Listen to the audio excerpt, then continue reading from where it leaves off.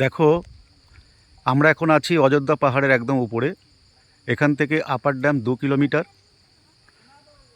Lower dam 7 kilometre, Bamuni জলপ্রপাত 5 kilometre. এই জঙ্গলটা দেখো,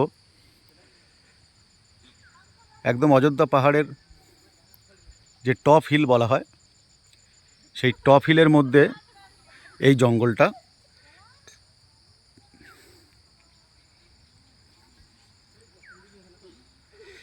মানে এতটাই সুন্দর এখানে প্রকৃতিটা রয়েছে আমাদের কলকাতার একদম কাছাকাছি।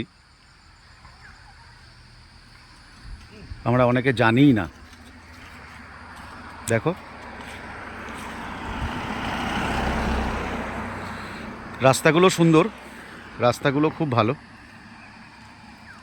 পাহাড়ি রাস্তা।